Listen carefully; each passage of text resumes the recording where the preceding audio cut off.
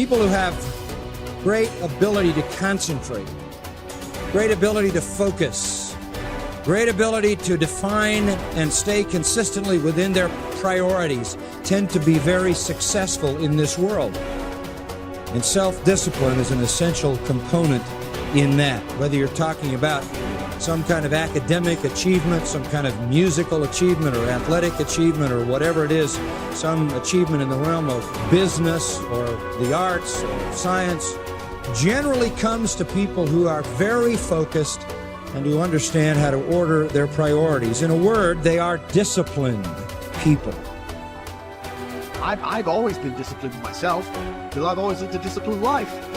I lived in a disciplined household, like there was no such thing as I don't want to. So even now, if I wake up and I don't want to do something, I don't need someone to tell me to do it, so I'll do it anyway. Being a man isn't about not feeling things. It's about acting the way you're supposed to act, regardless of how you feel. We act. We're men of action. We get things done. So the world got built. All of it. You need to become a man of action. Stop worrying about how you feel. Stop worrying about what you're supposed to be doing. How about that? But what happens is, if you believe that there's very little potential, how much action are you going to take? Nothing, little. But they take little action, little results. Why? Because they have to start with a problem with their belief. They don't believe it's really going to happen for me. Maybe for Frank Kearns because he's got the cool hair and stuff, or maybe it's for you because you're so driven, but it's not me. Maybe Tony Robbins because he's a freak, got these big teeth. Whatever their thought process is, right? They got this thing, right? And when you take a little potential with a little action, what kind of results do you get? Lousy little results. And when you get little results, what does that do to your belief? You go, see, I told you this was a waste of time. And then what happens? You tap even less potential. You take even less action. You get even worse results, and your belief gets even weaker. And this sucker feeds on itself until you are in a downward spiral. It's poisonous. It's poisonous and it's self-fulfilling. Now, what if something could happen that could come along and fill you with a sense of absolute certainty? Not like I believe, but mean where you know. In you guys' case, mine as well, we knew because we had to. Because we burned the boats. There was no other option. We had to find a way. We weren't going to live that way. We all did it in different ways and for different reasons, but in essence, that was it. If you get yourself in a state of certainty that this is going to work, I'm going to find a way, and if this doesn't work, I will make the way, then you tap a lot more potential. And when you're certain in your potential, you take massive action. When you take massive action, you really believe in something, you get great results. When you get great results, your brain goes, see, I told you I was a stud. I told you this thing would work out. Now you're even stronger. You tap more potential, take greater action, greater results. That's how you went from $300 in a week to 2,500 in 5 days to 100,000 in a month to $1 million in a day. Same thing with you. And we get momentum. That's why the rich get richer and the poor get poorer. If you just make a decision, it can be sometimes the day that starts you on a brand new journey. Sometimes when you look back on it, the day that you decided was just about as exciting as the day when you finally accomplished the project. That when you finally made the decision, you finally, got through whatever barriers kept you from making that decision, and finally you made a decision. Now, some decisions are incidental and some are small, and some, are part of a working day. But sometimes decision-making can be one of the most important days of your life. Maybe a decision you postponed, and now you understand the penalty of postponing that decision. You've got to do something, and finally you come to the conclusion, today is the day. I now decide. And whether you decide on a new direction, whether you decide on a refinement in philosophy, whether you decide to act when before you haven't acted, you decide on a series of things that you're going to do, you decide. Deciding can be such an incredibly important, very exciting, inspirational day. So that can be an incredible source of inspiration. Now, if you don't follow through, it's not going to last all that long. If you decide and then, postpone and you decide but you still don't get to it for a week or a month or a year, soon all that energy and that source of inspiration is all dissipated. I believe that the single most important skill is the ability to make effective decisions, because everything comes from decision. You only get new results if you take new actions. You only take new actions if that decision comes first. In other words, decision is the father or mother of all action. But not all decisions are equally good, as we all know. And the quality of our life comes down to the quality of our decisions. You want action. Action means you have to make some decisions along the way. And decisions, most people are so afraid to make the wrong decision, they don't make any decision. That is what you really need to be afraid of, being stagnant. So, get up and go. That idea isn't going to execute itself. You have to do it, and you have to do it now. Don't wait anymore. Don't think anymore. Don't plan anymore. Don't contemplate anymore. Don't make any more excuses or justifications. Don't rationalize anything else. No. Take the risk. Take the gamble. Take action now. No complacency. By 66, Pompey had already earned the title Magnus, making him, in fact, and in name, Pompey the Great. He had reconquered Spain. He had served as Rome's consul not once but twice.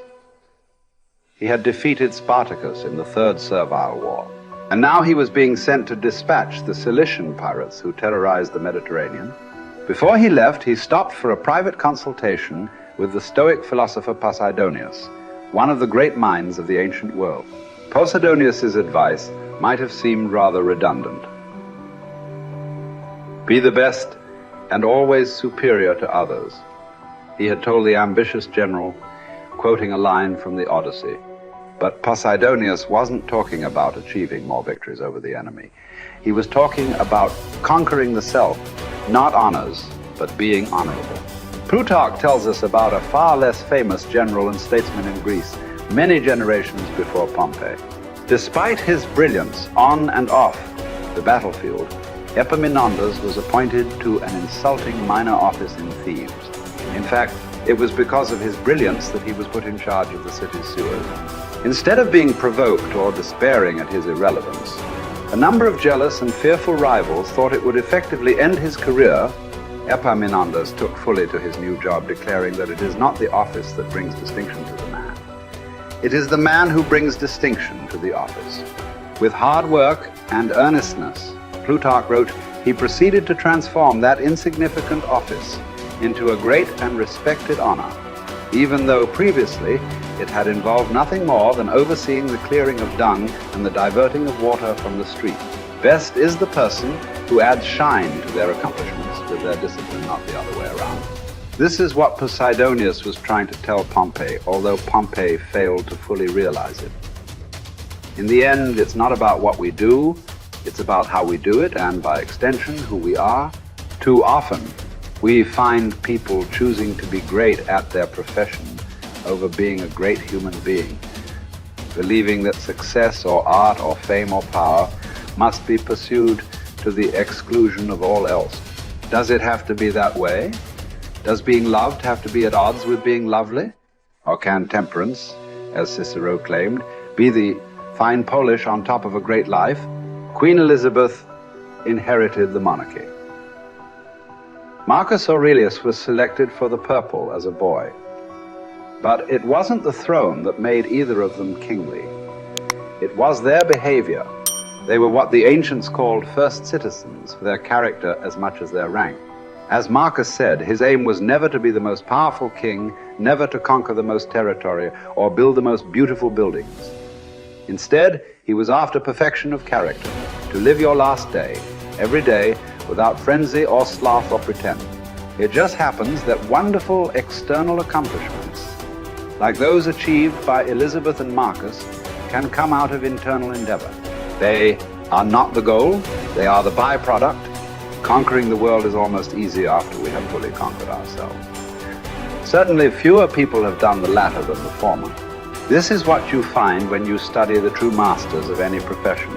They don't care much about winning, about money, about fame, about most of the things that have come their way as a result of their success. Their journey has always been towards something bigger. They aren't running a race against the competition. They are in a battle with themselves. Self-discipline has never been about punishment or deprivation. It is about becoming the best that you are capable of becoming. The battle to be the best has less to do with beating others and more to do with beating down those urges. those flaws, those selfish instincts that every human has. There was never enough for Pompey, nothing sacred.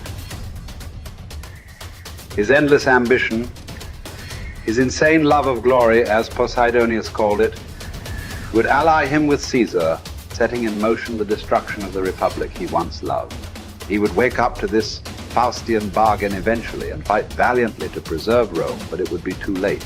He would be defeated by Caesar's armies at Pharsalus in a day, losing everything that he had acquired, and then shortly thereafter losing his life as well. His last words would quote another ancient playwright, Sophocles: "Whoever makes his journey to a tyrant's court becomes his slave, although he went there a free man. By chasing the wrong kind of best, fame, fortune, power winning, Pompey had chained himself to the worst. It cost him everything." As it does for all of us, when we compromise, when we relax our discipline, when we make exceptions and do what is expedient instead of what we know is right. History is replete with great conquerors. There are far fewer generals who were great people.